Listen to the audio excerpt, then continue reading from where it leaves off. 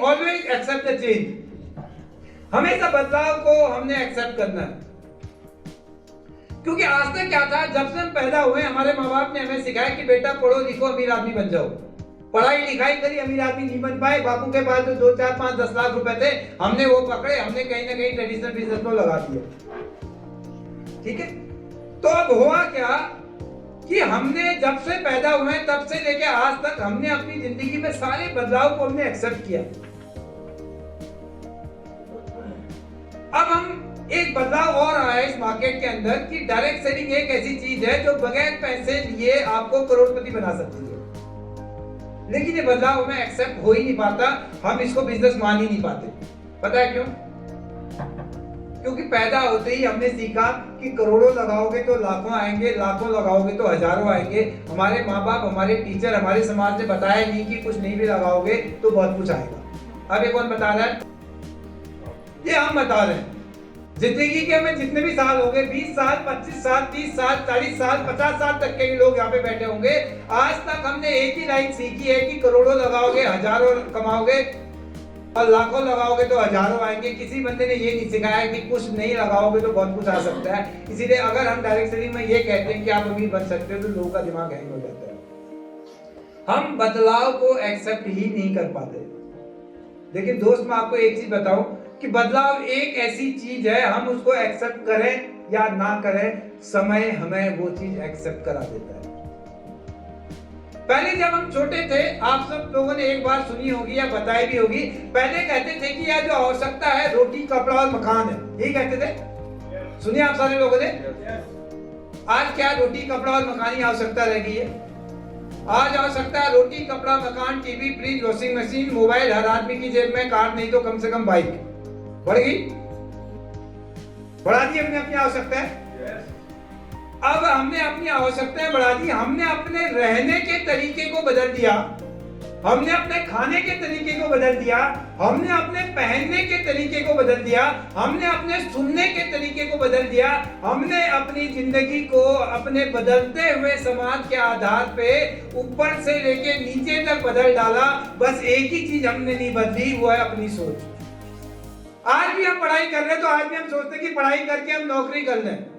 अगर नौकरी ना मिले तो बापू के पास जो 2 4 5 10 लाख रुपए वो लगा के कुछ काम पकड़ लें।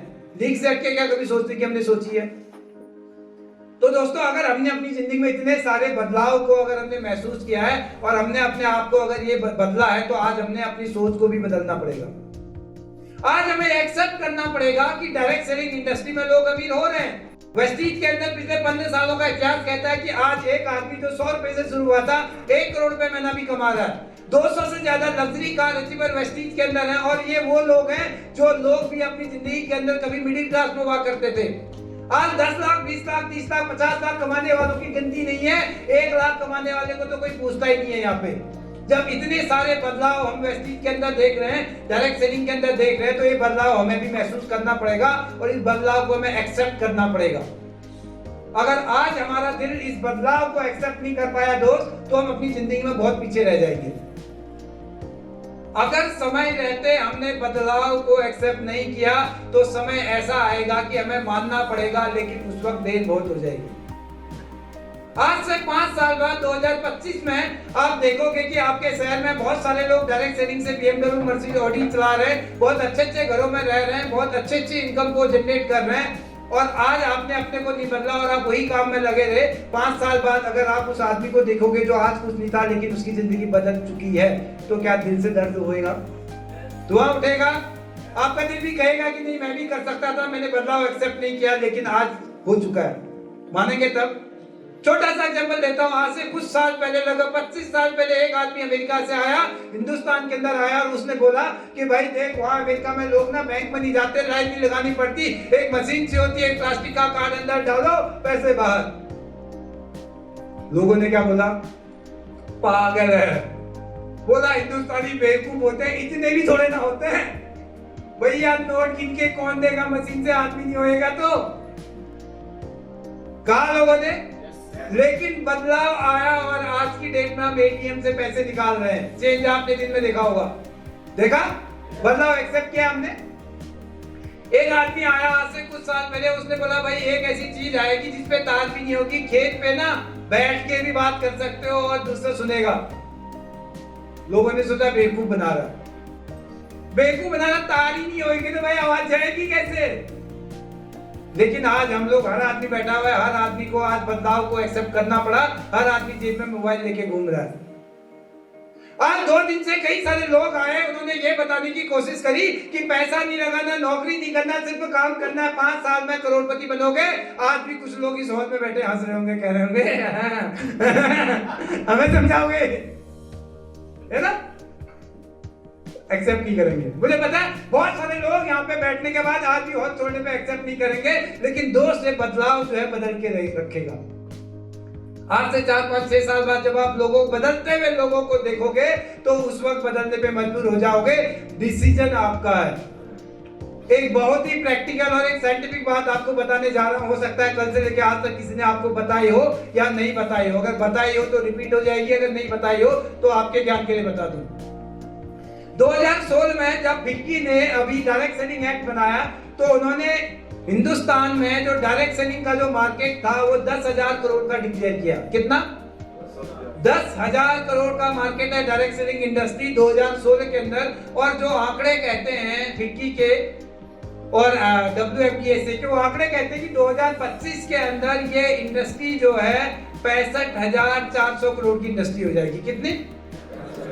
65,400 करोड़ की इंडस्ट्री हो जाएगी। और फिक्की और WFDA की जो ये रिपोर्ट है, ये रिपोर्ट सिर्फ चंद उन कंपनियों को लेके है जो मार्केट के अंदर ऑर्गेनाइज सेक्टर की कंपनियां हैं। हिंदुस्तान में ऑर्गेनाइज सेक्टर MLM में सिर्फ 5% है, 95% अनऑर्गेनाइज सेक्टर है। सिर्फ 5% कंपनियां ही WFDA, IDSA, फिक्की की मेंबर है, बाकी 95% कंपनियां किसी संस्था की मेंबर नहीं है। अगर आप ऑर्गेनाइज सेक्टर का टर्नओवर 65,000 करोड़ गवर्नमेंट ने लिख के दिया है तो अनऑर्गेनाइज सेक्टर का जो मार्केट मिला के 2025 के अंदर डायरेक्ट सेलिंग का जो मार्केट होगा दोस्तों कम से कम 2 लाख करोड़ का होगा। कितना? ये मैं आपको इसलिए बता रहा हूँ क्योंकि मार्केट के जितने भी लोग एक्सपीरियंस लोग डायरेक्ट सेलिंग कर रहे हैं उनको पता है कि अनऑर्गेनाइज सेक्टर ज्यादा है। और 2025 के अंदर 2 लाख करोड़ का ये मार्केट होगा। और सिर्फ अगर 40% पैसा भी लोगों में पे आउट के रूप में बढ़ता है तो कितना पैसा वापस आया? 80,000 करोड़। तो सोच के देखिए 2025 के अंदर 80,000 करोड़ में कितने करोड़पति मार्केट के अंदर बनेंगे, कितने मिलेनियर निकलेंगे, आज हम सोच भी नहीं सकते। अभी जो 80,000 करोड़ रुपए ये बटेंगे किसमें? ये उन्हीं लोगों में बटेंगे जो लोग आज इस इंडस्ट्री में काम कर रहे हैं, जो लोग इस इंडस्ट्री को इनिशिएट कर रहे हैं, उन्हीं लोगों में 80,000 करोड़ रुपए बटेंगे। ठीक है जी। मैंने तो देखो अपना 500 करोड़ निकाल लिया उस 80,000 करोड़ में से, आप अपना अपना हिसाब देख लो। ठीक है जी। तो बहुत बड़ा मार्केट है और बहुत कुछ यहाँ पे मिल सकता है। हो सकता है किसी को बात समझ में ना आए, लेकिन एक प्रैक्टिकल एग्जांपल आपको समझा देता हूँ। आज से लगभग 20 साल पहले 2000 सन के अंदर जो आदमी प्रॉपर्टी का काम करता था, न गवर्नमेंट उसको अच्छी नजरों से देखती थी, न ही लोग उसको अच्छी नजरों से देखते थे। उस वक्त जो प्रॉपर्टी डीलर होता था, लोग क्या कहते थे उसको? याद है आपको? प्रॉपर्टी का दलाल कहते थे। लेकिन उस आदमी ने उस वक्त समझ में आया उस बंदे को कि यार ये प्रॉपर्टी का काम आगे जाके मुझे दुनिया में बहुत अमीर बना सकता है। उस वक्त जब प्रॉपर्टी करने वाले बंदे को बैंक लोन नहीं देता था, कोई बाप अपनी लड़की नहीं देता था, लेकिन वो लोग प्रॉपर्टी के फील्ड में बने रहे। 2010 जाते जाते कोई DLF बना, कोई आइसोटेक बना, कोई सुपरटेक बना, कोई ओमैक्स बना। जो ओमैक्स नहीं भी बन पाया, जितने भी लोग प्रॉपर्टी के फील्ड के अंदर थे वो सारे लोग आज की डेट में मल्टी मिलियनियर है। पता आपको?